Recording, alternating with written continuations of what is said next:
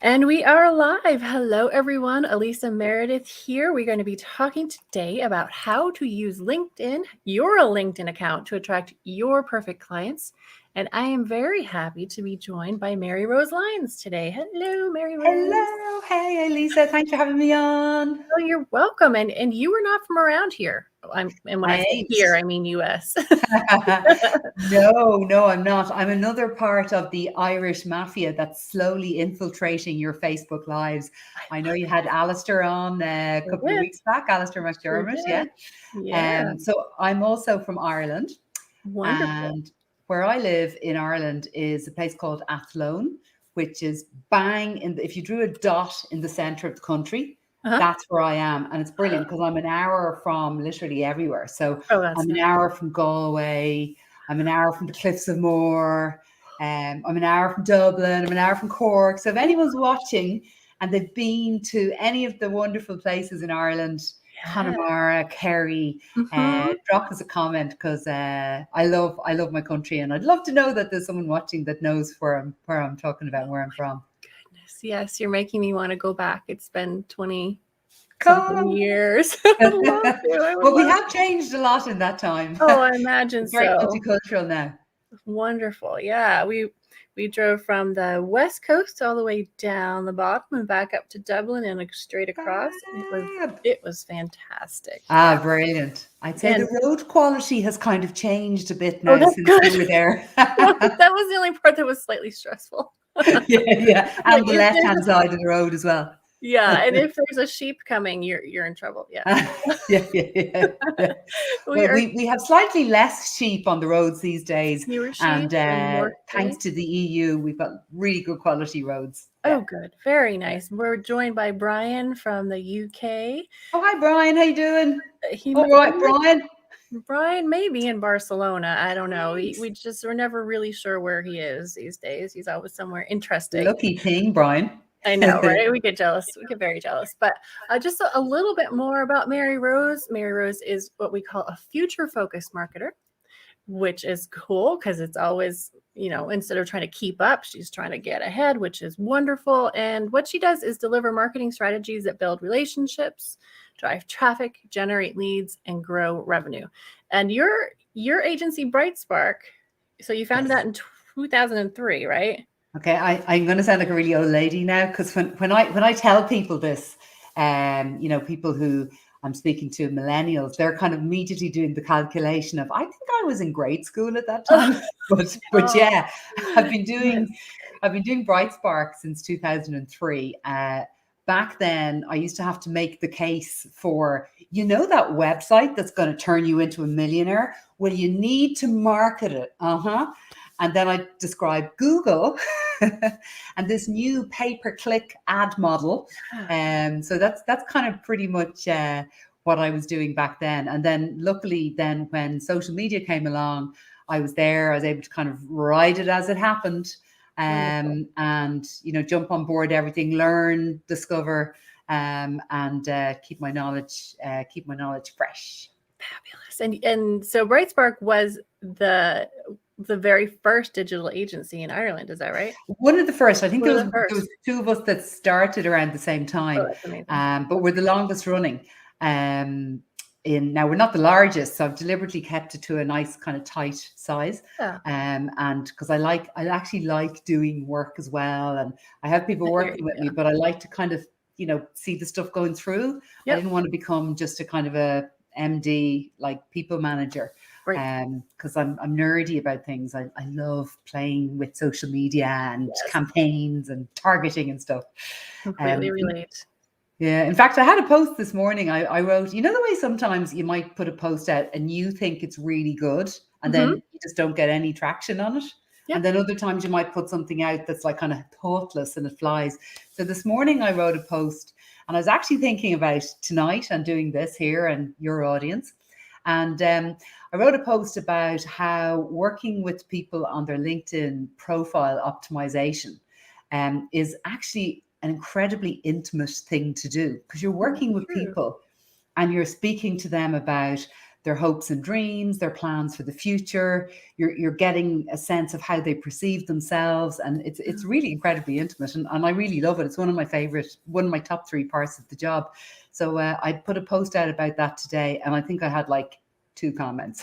Oh, I'll have to go look for it. It didn't pop up for me. I have a question for those who are watching, listening, or watching the replay. When was the last time you were on LinkedIn? Like, no shame here, but I'm really curious to know. I know, looking for a job and looking for clients myself, I have been on LinkedIn more in the last 5 months or so than I have ever in my life been. And so I've gained a new appreciation for it. I think that LinkedIn got maybe an unfair reputation for being kind of stuffy and staid and boring even. Yeah. And definitely like not as cool and flashy as some of the other ones. But I mean, what is more cool and fun than TikTok? I know, but what's more cool and fun than getting a fabulous job or getting a great client? Or actually having organic reach. Yes. For free. Yes, that's right. That's right. Okay, David. Organic reach. I love it. Welcome, David. He was on this morning. So hi, David. Fantastic. Oh, good. Fantastic. Okay, so we want to make this show about you, as we always do. So pop in your comments, your questions all along the way, and we will get to those. But I want to ask you this first question. What are we missing if we haven't been on LinkedIn since 2012 when we needed a job last? What are we missing? Has it changed at all? Oh, yes. Can I just say, I like to think of myself as incredibly cool. And I never went near LinkedIn before 2017. I used to actually, I never went there. I used to look at it and go, oh my God, it's not for me. And I used to actually schedule in my calendar, like every month, go into LinkedIn because I felt I kind of had to. But then what changed was, I suppose, a combination of things. But the pull was in 2017, they brought on video and they changed the algorithm so that if you use video, you absolutely get promoted and you get your content gets shared amongst many, many people.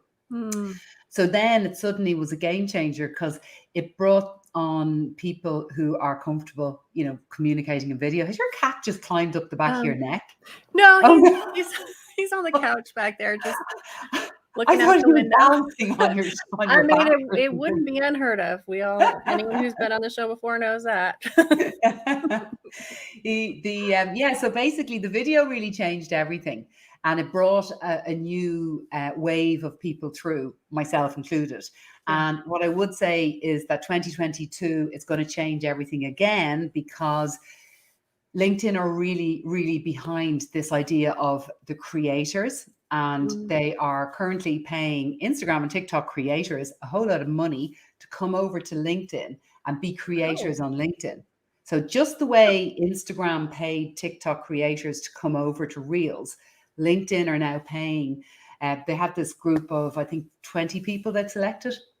So they're going to bring their audience with them. And then there's this big push on this new creator status. So suddenly LinkedIn is going to change again. So if you're somebody who hasn't bothered with LinkedIn, don't worry, come on now and join the creator wave, and you'll get a lot of big bonuses from it.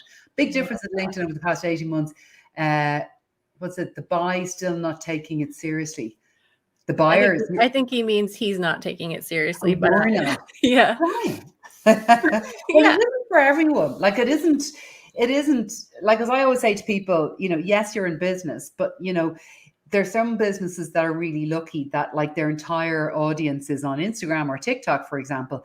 They will generally be the ones that aren't going to be driving a whole load from LinkedIn. And likewise, if your business is really LinkedIn, maybe you can go on to TikTok and have the crack like I do, and terms and conditions apply. Crack is an Irish expression meaning fun. Okay. Thank you. Just thought I'd explain translating. Okay. So if you're having crack, it's a good thing. So so basically, like, I have fun on TikTok, but I know I'm not really going to drive a whole lot of business from there. Yeah. I drive my business from LinkedIn. That makes sense. We have, I believe this is Danielle here from Fantastic Advertising. Hello. I'm so glad you were able to make it live. So you were kind kind of dipping into this question. Does every business belong here? Now, I can tell you, I'm not sure what David's business is. David, please go ahead and share. Brian is a wedding photographer. Fantastic Advertising obviously is into Pinterest advertising. We often have a knitting pattern creator here. And yeah, so we also often have a DIY home restorer. She's amazingly talented. So, Wow. so thinking about those people and other examples, like how would you decide if you should be on LinkedIn? I would say that of the ones you've described, okay, so Brian, by the way, I just saw on LinkedIn yesterday, there was a post about how 2022 is going to be the year of the wedding. And Oh, yeah, it's going to be massive. So anyone who's in anything to do with weddings, you're going to be makes just sense, right? riding the wave this year. So what I would answer, how I would answer that question is when you describe, say, the DIY person. Yep, that's I Dara. work. She's here. Hi. Hi, Dara. Dara Dimitri, how you doing? What I would say for you, Dara, is that I've worked with, for example, a kitchen designer. Okay, so kitchen designer is total, Instagram fodder. Okay, all her beautiful Yeah, kitchens, people love it. They love her. It's great.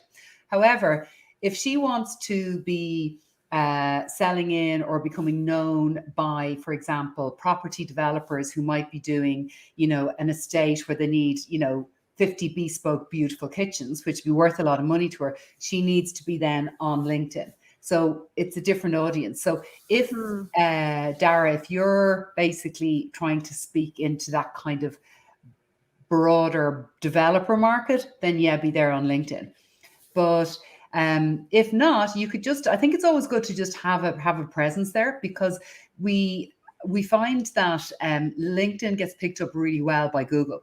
So if you have a very well optimized profile, I saw this just yesterday, somebody I know ranks number 2 for podcast training, and it's actually her LinkedIn profile that's ranking. Oh, wow. Yeah. Okay. So And I love what you were saying before about this whole, like, the platforms are actually paying creators for their content. And this is across all the networks, except probably Facebook has it too. No, Facebook doesn't. Okay, that was the only one I was thinking, because not Twitter, I don't think either, no. Probably not, but you're probably paying certain people to stay away. Probably so. Yeah, so I know Pinterest does, Instagram, now LinkedIn, TikTok and LinkedIn. Yeah. I mean, that's the way it should be, right? They're making money off of our content. It's nice for them to share a little bit back. YouTube. They pay creators. Yeah. Some, yeah. Yeah. Yeah, I love that movement. Okay, but Maryrose, I thought LinkedIn was just for getting a job. Like, why are we talking about No. clients here? No. But so you're coming at it from the other angle. I spend most of my time. I know. I'm making trouble here. Yeah. No, you're really right though. But I spend a lot of time talking to people who kind of go, yes, but LinkedIn company pages, that's where it's at. And I'm like, well, no. So let's clarify first of all that when I'm talking about LinkedIn, I'm talking about your personal profile on LinkedIn. We're not talking about this boring blah blah company page, which some forecasters feel that LinkedIn are going to kind of try and invigorate that this year. My money's on creator. Stick with the profile. Yeah. So then you kind of say, well, am I only going to use it for getting a job? I have learned an incredible amount from LinkedIn, because just like any other platform, but just like I used to advocate in the early days on Twitter, you can follow hashtags around your subject. And when thought leaders in your space share content, you can just click in and you can go, wow, there's some content, a new research paper, a new report, that's something that you want to learn about. And the latest thing they just brought out is they have this little bell. So if you, for example, Alisa, if I found you and I found you'd done something and I went, wow, that's amazing, I can click the bell. So anytime you publish something on LinkedIn, I'll get a notification. Oh, I like that. Yeah, so that's kind of nice, I think, actually. Yeah. And it's good for learning. Absolutely. Okay. So Dara's going to be setting up a profile now. So let's talk about profiles. Yes. What are the most important parts of my profile, of anybody's profile, and how can we optimize it to make people come to us, right? Because that's the ultimate dream, right? To draw people in so that they approach us. Yes. Well, the photograph. Okay, so you're completely Oh, sorted there. Just a okay. nice photograph, big smile, Okay, looking but at the yours, camera. let's talk about yours. Now, if you're here and you saw the update on social, you would have noticed Maryrose's profile photo has this extremely bright background. Yes. Right? So what was that? What was the thinking behind Oh, that? is that all about? I like color, okay? Yeah. Wah, wah, wah. Yeah. And actually, who was it you had on there last week? Rilk. There was a woman on, Laura Rilk. Laura Reich? Oh, Laura Laura, right. Reich. She was a couple weeks ago. Yeah. She was a couple of weeks ago. So I was Yeah. watching her and like, I was like completely digging her look. Like she's got the blue adorable. glasses, Yeah. she's got the pink walls. Like that's how I'm a color maximalist. So I'm allowed to do that in my own personal profile. Now, Yeah. I don't work for a black and white and gray company that doesn't allow me to do that. So I think go all out on your profile photo, and then also the photograph that you use in your background. It's one that kind of, it's an opportunity that came in 2017.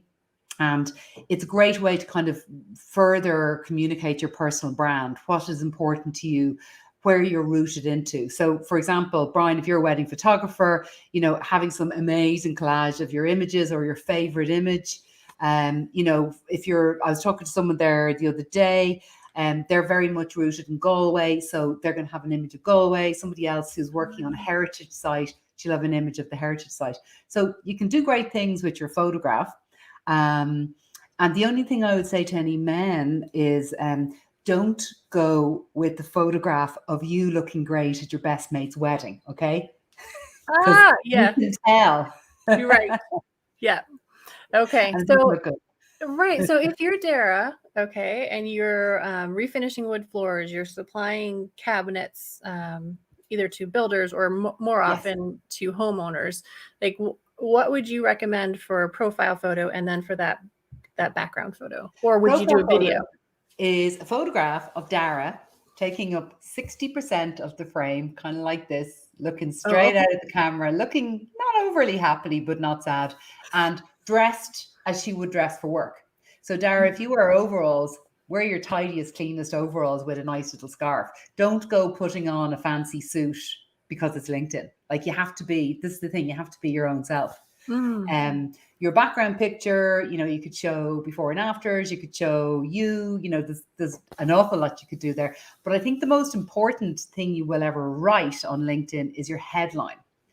And that's the line that goes underneath your name. And I would say 95% of the people I work with. Oh, there I am all on my own. That's okay. I'm still here. Okay, cool.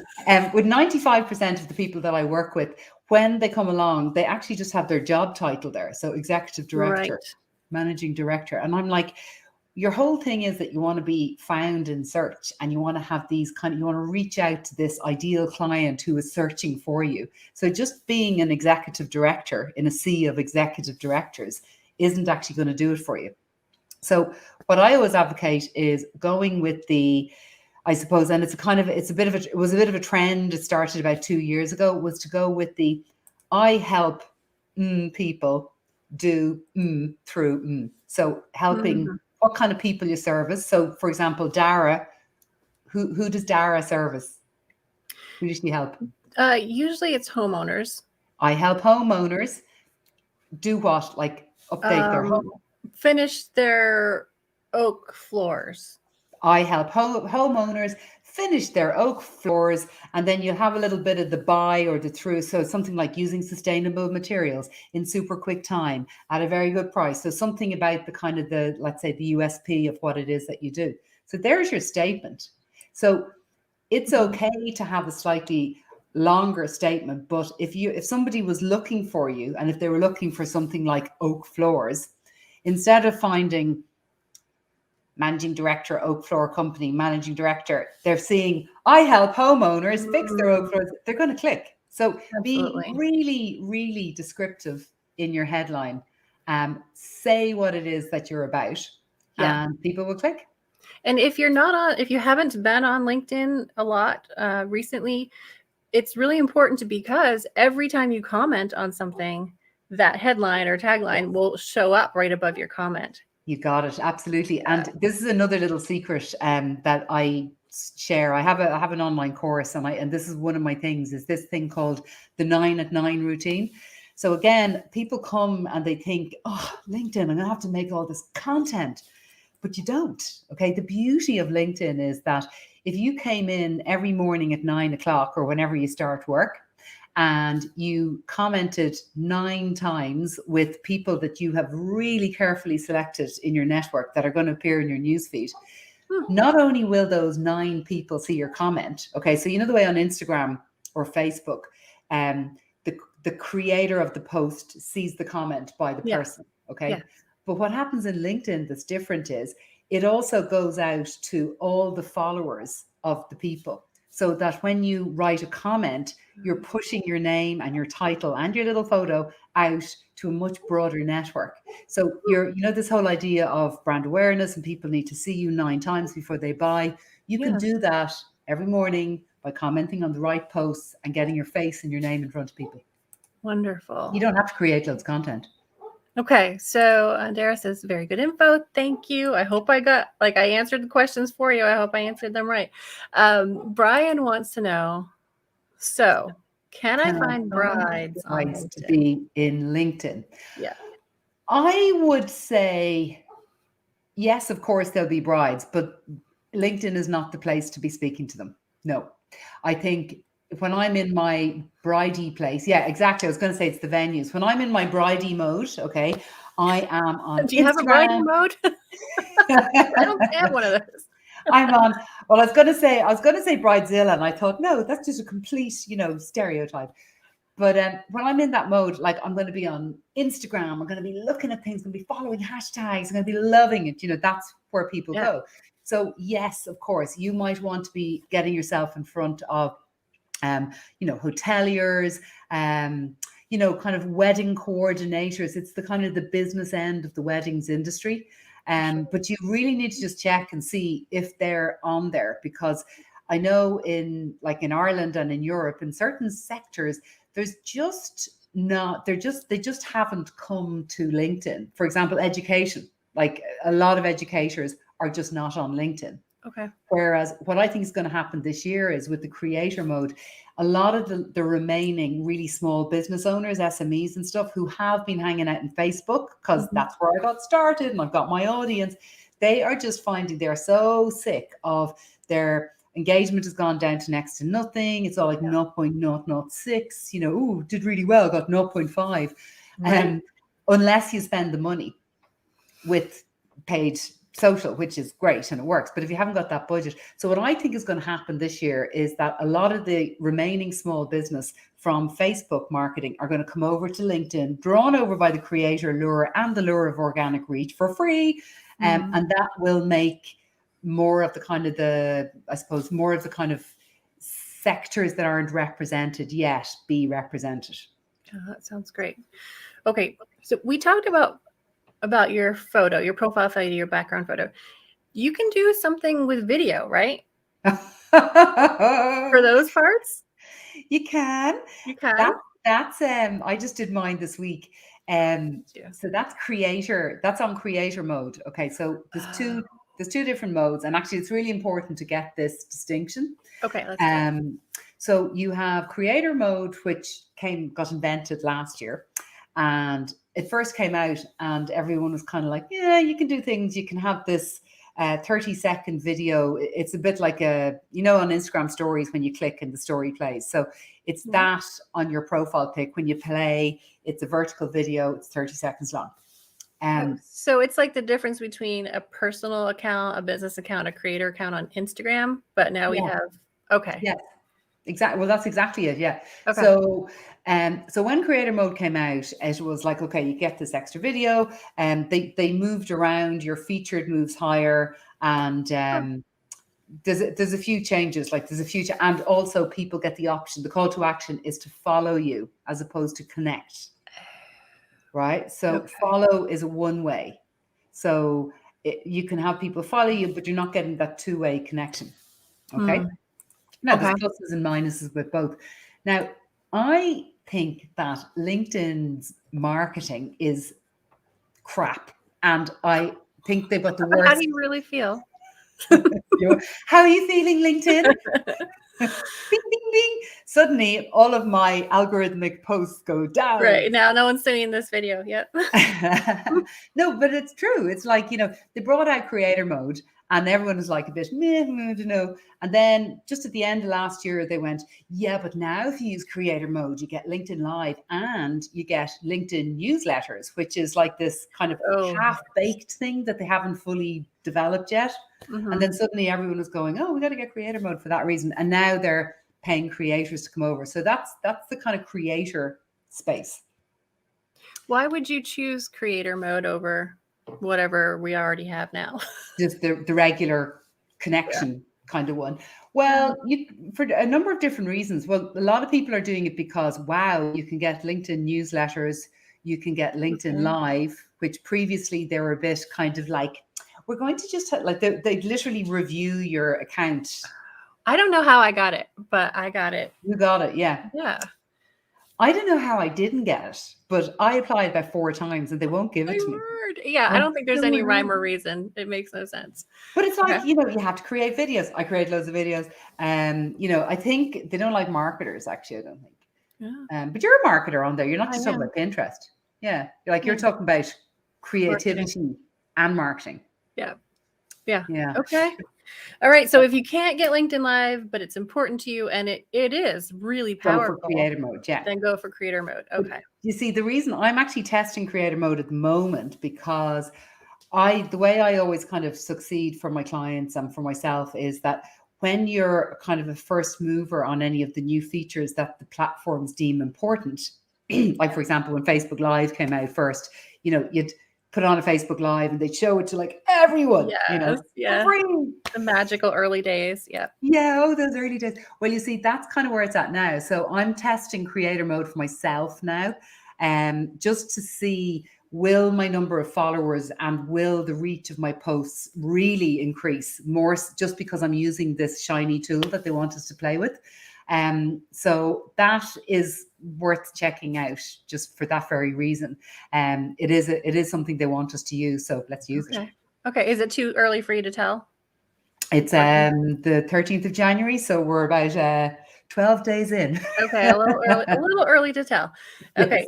Yes. So we have headline and photo and background photo, important elements of the profile. What about the about section? What can we do next?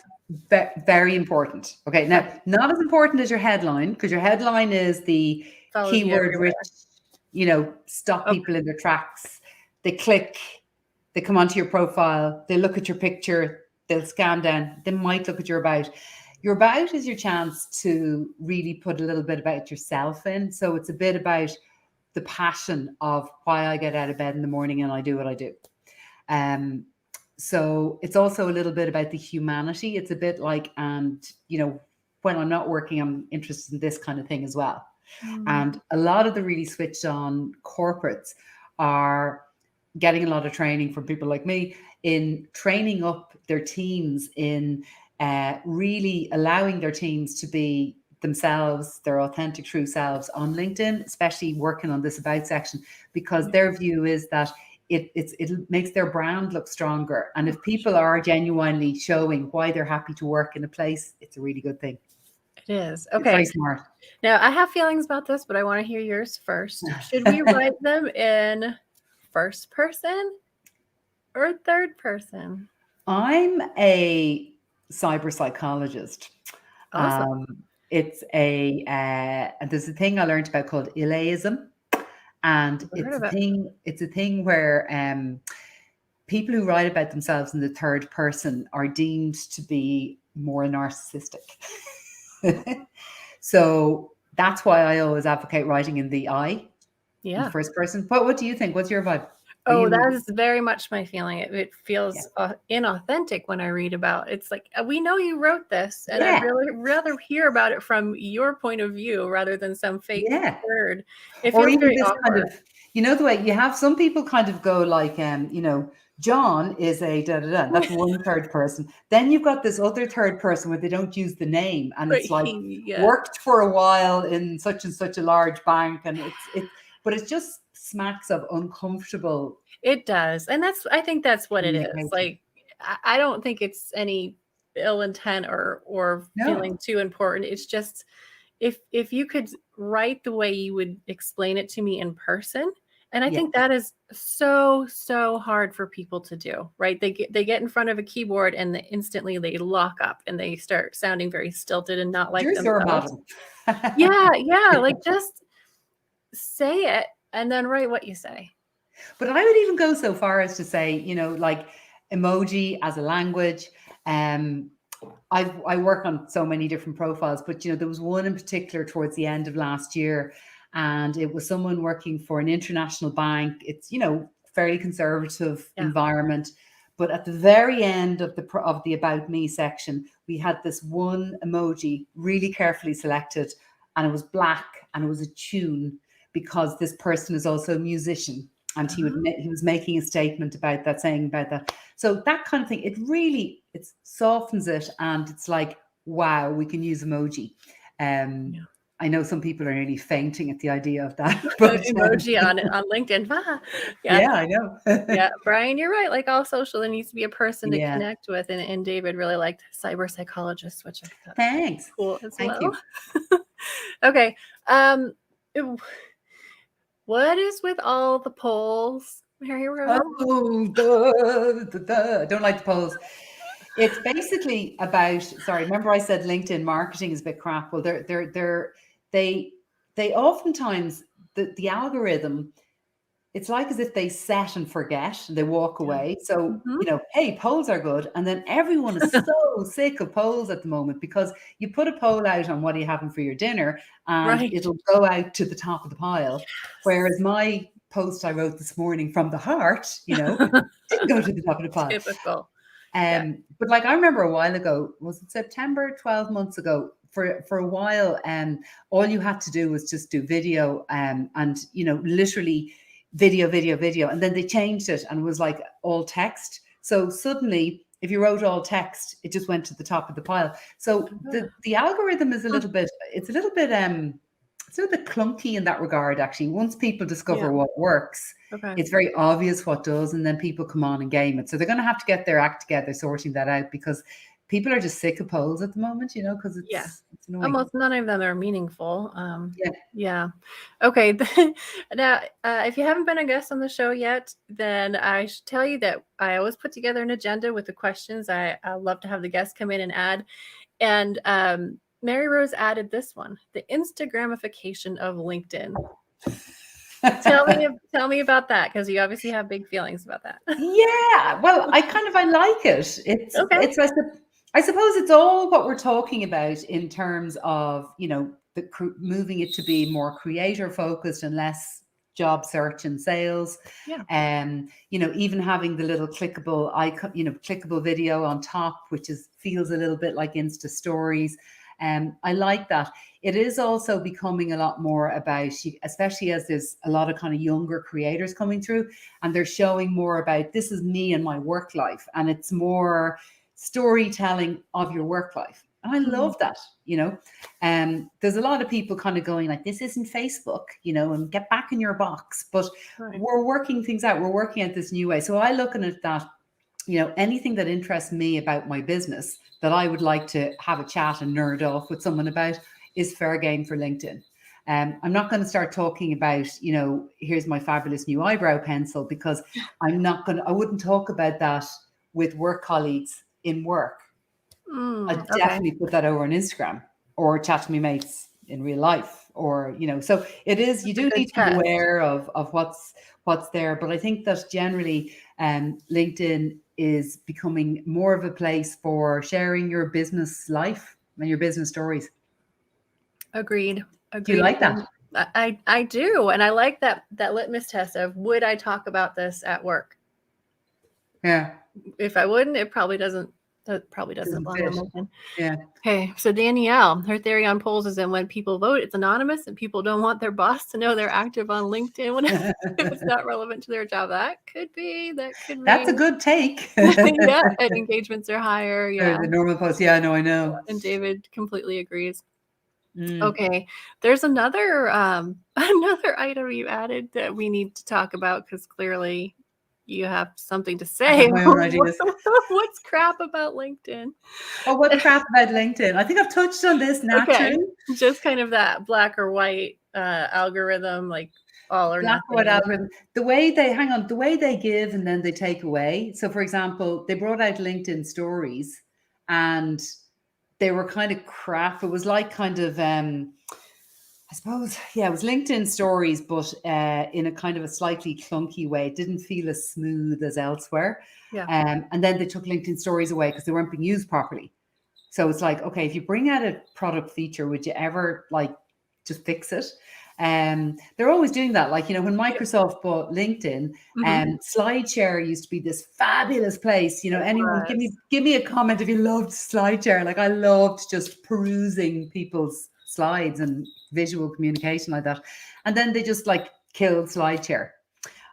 So they do a lot of this kind of like stories came, stories went, you know, they have like LinkedIn articles, which is like one of their own kind of, it's like a blogging type of feature. But like everybody knows, there's no point in even using them because they don't rank on the algorithm. So, you know, keep knocking out those polls instead. So for those kind of reasons, I think there's a lot of things they do really badly. And it would surprise me given that, you know, they have access to great talent. Another thing as well, groups, you know, groups are dead. Okay. So why don't they get some of the finest minds on and, you know, fix groups? They used to be amazing. I mean, if we found a good one and it wasn't in just 2002. Yeah, I think so. It was really great. It was very supportive. There was a lot of learning going on. And now I never see or hear anything of them. I've gone into a couple and there's just nothing happening. I know they're dead. Like I always give an example of like, there's a group I'm in and I think there's something like 6 million members. And I'm like, 6 million members and have a look at this. And you can see, you know, the most recent post was like 4 days ago and it got like 0 engagement. So nobody goes to groups. Wow. But, you know, they have hashtags so that you can, you know, you're learning that you might have had from groups. You can, you know, you can follow hashtags. But again, just typing in the hashtag and what you want to follow doesn't always work. Like you have to do it sometimes 3 or 4 times to make it work. So yeah, so I have very strong feelings about LinkedIn and its failings. Well, I mean, and you still love it. So what about hashtags? How do they work on LinkedIn? How do people use them? How should we use them? They don't use them as much as obviously Instagram, for example. They work in the same way. So for example, if you put a hashtag onto a post, the best practice is to go maximum about 3. And then I always say put the hashtags at the bottom of the caption, not in the middle. That's just my own personal kind of taste. So basically, technically, anyone who's following that hashtag will see your post. They can be brought over. They can read your stuff, have a look at it. If they like you, they can follow you. So exactly the same way as on other platforms. I use them to learn. So do you remember how we met at the Mark Schaefer event, The Uprising? Yeah. And remember that amazing Nina Schick on synthetic media? So she was the one on synthetic media and how it's all going to be here. So I have a hashtag I follow called synthetic media. Oh, okay. And it's really out there. I'm not going to find stuff on Google about it yet. But it's like anytime I go in and if I've got a couple of minutes before a meeting or something like that, I click and see what's the latest in synthetic media. And I can just keep up to date on something that's not core, but I'm very interested in. Very cool. Okay. All right. So when you say if someone follows that hashtag, they'll see your content. It shows up in the home feed, right? It's not going to notify them. It just might show up in their home feed as they're scrolling. Show up their home feed, but now with the new little bell button. So what, like a typical scenario might be someone might be looking for something on synthetic media. I might be looking for something. I find somebody who's done a really cool piece and I go, wow, this is amazing. Now I could follow them, yay, but I could also click the button. So the next time they share anything, I get a notification, which is kind of nice. But Awesome. again, LinkedIn haven't really thought it through yet. They haven't actually communicated about managing that. So how you alert yourself. Oh, Yeah. okay. You better, I guess you're committed. All right. Let's talk about what to post. That is Oh all. yeah. Like you did say, we don't have to create a ton of content. Going on and engaging is fabulous because people are going to see your headline and okay, but sometimes we want to post too. So Yes. what kind of posts are most engaging today? And so what should we post? I have this Technicolor content planning sort of it's like gives you kind of questions of, here you could think about this. And they're all things around, it's about revealing your personal brand, but it's your work stuff. So, share something about what you're working on at the moment. Is there a graph you've come across in your work that you're using all the time to communicate an idea? Put that one out there and explain why. Shout out to your colleagues. Thank people who've mentored you. So it's exactly the same kind of, if you think about a content planning set of ideas for Pinterest or for Instagram, it's the same kind of thing, except you're answering them. It's about your business self and your career self instead of your thing and your passion, if you know what I mean. Yeah. Okay. So thinking about content creation then, if you're talking about your work life, are you usually including a photo? Is it good to do that? You can do a photo. Photo isn't the best. Like the best is kind of advised between video and an all text update. Or all text updates have been named as broetry, which is like a lot of the sales bros who are doing these long kind of poems. Yeah. Clickbait title, clickbait was eradicated from Facebook in 2012, but yet it's alive and well in LinkedIn. Kind of clickbaity title, and then this kind of almost like a haiku but long. But that all text update really, really ranks. And for me personally, I started out as a blogger. I like to write. So sometimes I feel if I'm not feeling great and I don't want to put myself in front of the phone and go, hi, I'm making a video and I'm so happy. Right. I'll just do an all text update. So all text updates and video are great. Images kind of come next. Links, because just like every other platform, LinkedIn does not want you to be clicking people away. Right. And the thing you should never, ever, ever, and then LinkedIn articles. And then the thing you should never, ever, ever do is a YouTube link. Gotta send them, huh? Yeah. Like, gross. Yeah. Okay. All right. So we did talk about articles a little bit. I published a couple. They did okay. Yeah. For me, just to provide some personal experience, the most popular post I have added recently is the one that you actually mentioned before we came on.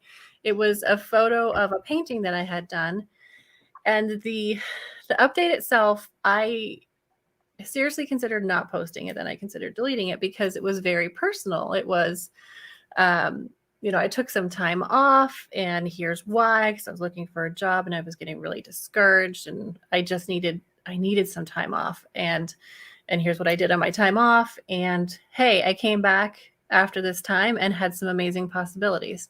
So not only has it been commented on quite a bit, but I actually had a client come to me and say, hey, I saw that LinkedIn update, and before you get too involved in things, can you do this for me?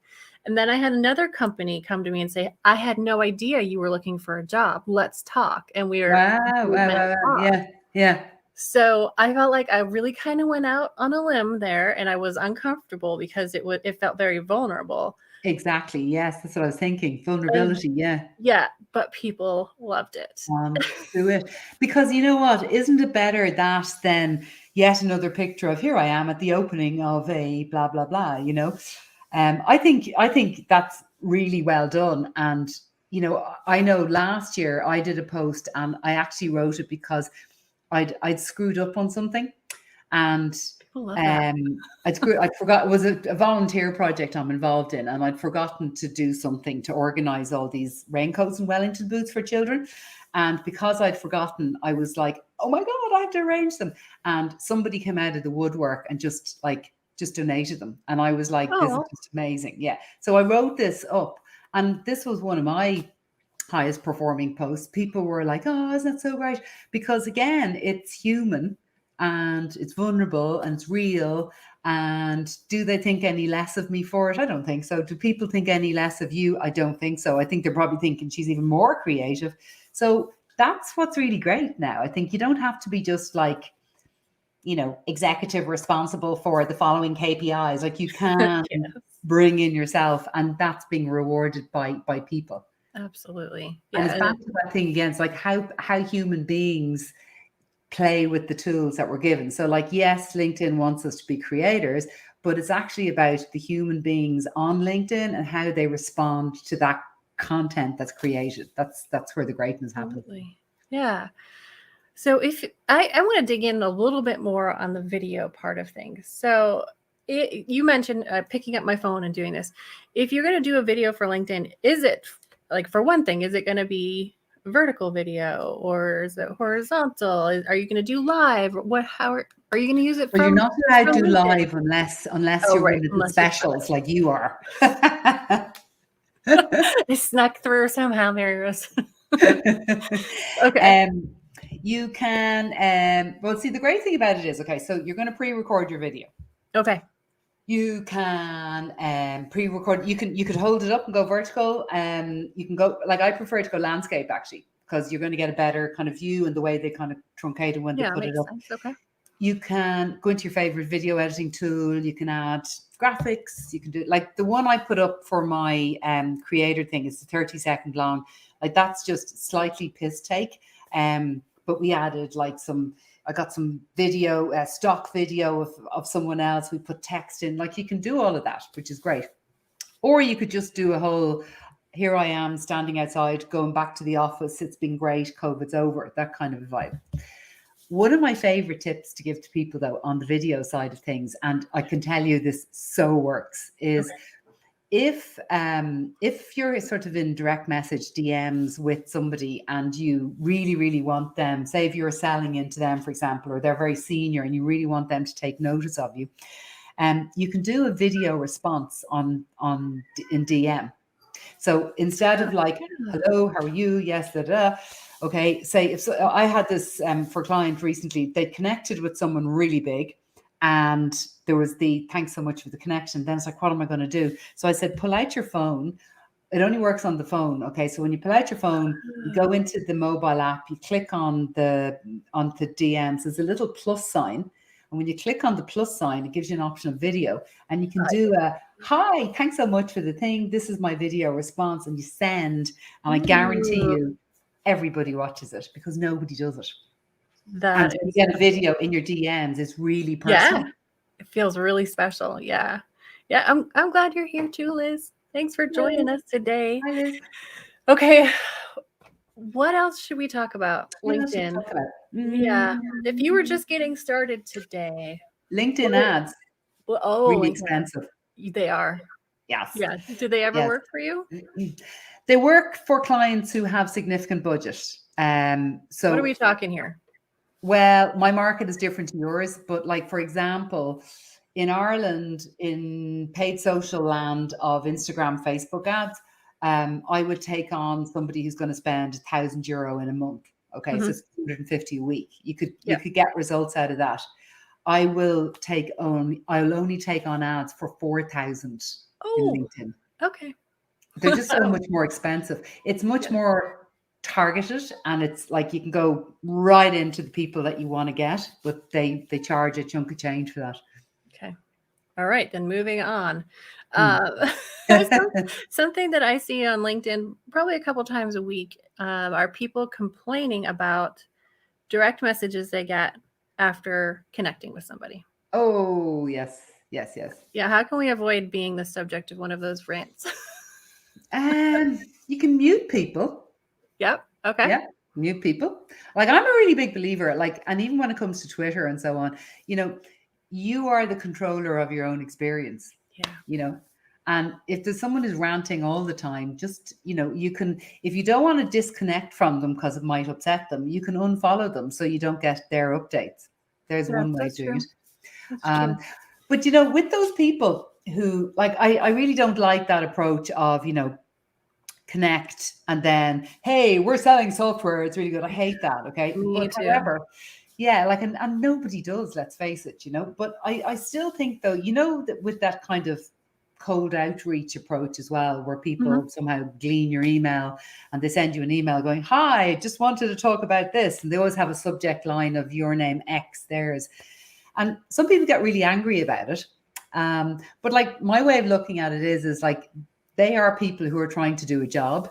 So long as they abide by my unsubscribe, that's all that matters. Don't get angry with people for trying to build their business. That's what I would say. Now, if you connect with someone on LinkedIn and they start going into the sell, you could just say no thanks, and there's an automatic button that says no thanks. And if they keep on at you, well, then you can just like disconnect with them straight away.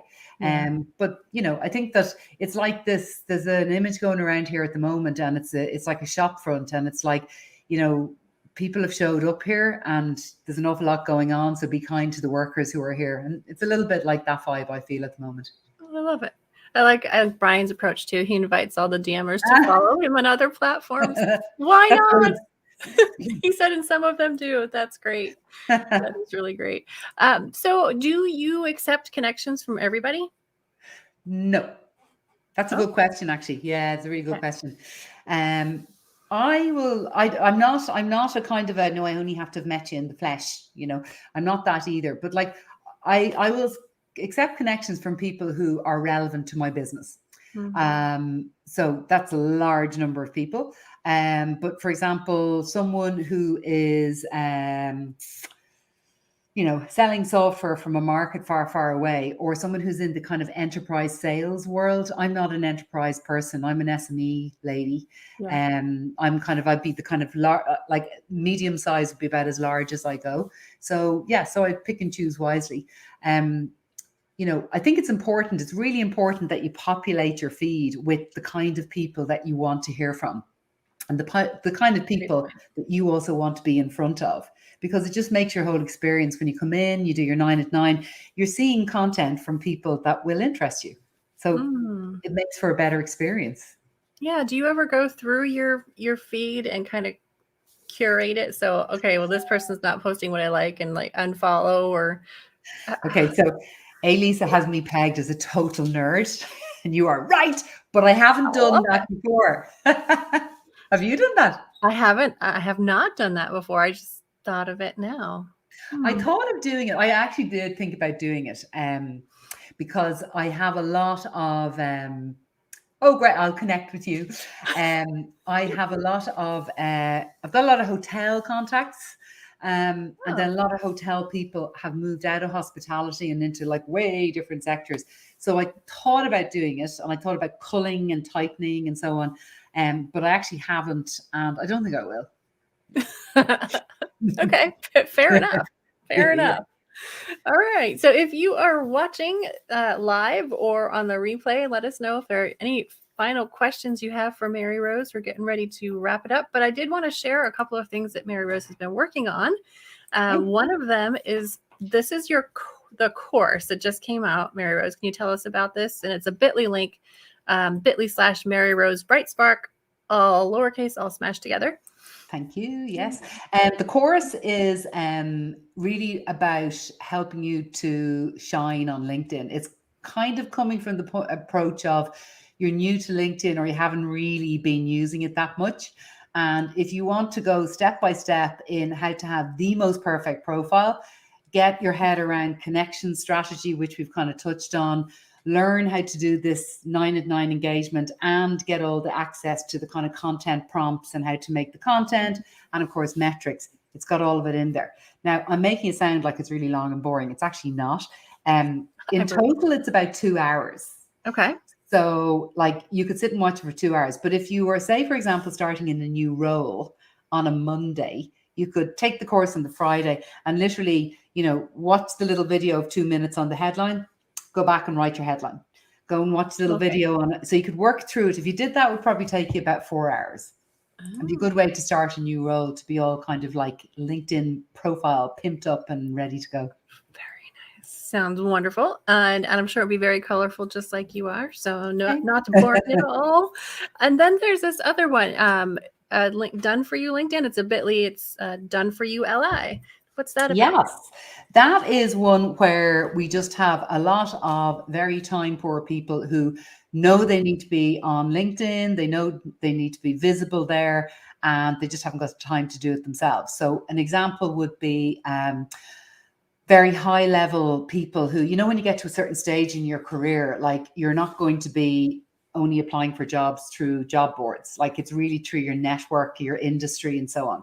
Yeah. So what we do there is we will obviously do the profile optimization, and we will build out your connections with Oh, companies and really? job titles that you want to be connected with. That's cool. We'll engage with their comments as you for 6 weeks, and then we hand it back to you, so that it's like it's all set to go in with the DMs and the hey, let's meet for coffee. Yeah. So that has worked very, very successfully. Interesting. Yeah, and Wow. we do it for business as well. So Okay. basically that's the kind of the beginner level. But then for business, we do it where, you know, you might have kind of like, say, one or two business owners, you know, you want one of them to be the face of this within the UK market, but the other business owner, you want her or him to be the face of something else within another market. Okay. So it's the same thing, profile, building out the contacts the right way. And in this one, it's more like building content as well. So it's putting out content, video content, as well as plain text updates and visual content. And then there's a higher one, which includes ads, but you have to have loads of money to be spending on the Yeah. ads. Okay. All right. I have one last question, unless someone else wants to take it. I don't see any comments, so I'm going to ask mine. You recently told me, and then I went and looked at the blog post, that you recently cut 500 blog posts from your blog. Why did Yeah. you do that? What was the result? Would you recommend it? Like, that sounds like a lot of work. Yeah, it was a lot of work. And can I just give a shout out to Ethan Gilham, who was All right, our Ethan. amazing intern at the time.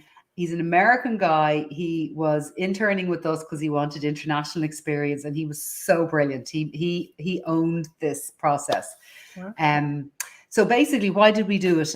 Well, I've had the blog since 2003, Uh-huh. and there were a lot of blog posts there. And what was really interesting, and I suppose my sort of cyber psychology, you know, internet history hat was on here. I was kind of looking at blog posts, and I was kind of going, before social media came along, we'd all go onto blogs or blog and write up a lot of the stuff that we put out on social today was going out on the blog. So I define my blog as being about running an internet marketing business and the ups and downs. So I talk about things like broadband connection, and as well as, you know, client wins and just, you know, running the business. So a lot of that kind of stuff needed to go.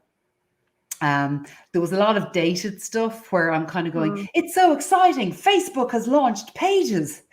Yeah. And like, I was sort of thinking of like, you just, you know, just even down to the thing of like taking up the space, you're paying for the hosting, you know, the hosting fee, Okay. the energy, and so on. Like, nobody is looking at this stuff. So, you know, talking about things like, you know, new features coming down, and they're not new anymore. So what we did was we did a big effort. We did a big exercise on Google Analytics.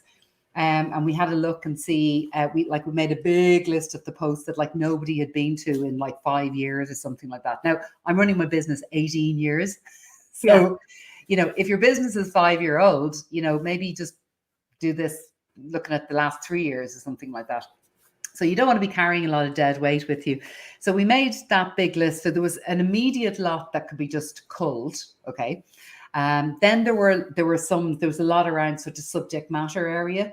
So we were able to kind of collate a whole load of them into, say, there was one on WhatsApp. So we have a guide page on WhatsApp, and we put a lot of the stuff into it, and then put up redirects from the Okay. old to the new. So literally we have a much lighter experience now. And we moved, you see, we were moving from Elementor to Thrive themes for the WordPress Really? theme Okay. structure. And I knew that, having moved before, I knew that no matter what they say, there was going to have to be some formatting done. So one of the other reasons was I hate having ugly looking pages on my website or blog posts. So I wanted to get rid of a lot of the calls so that we wouldn't have to manually go in and kind of tidy up things. So that was the reason why. I've documented the whole thing. If you want to try it, go and try it. I don't recommend it. It's not fun. But You don't recommend it, but you should probably do it anyway. do it anyway. It's one of those things. It's like cleaning your email list. It's like Yeah. it's the kind of internet equivalent of cleaning your underwear drawer. It kind of has For to a be little done. spring cleaning, right?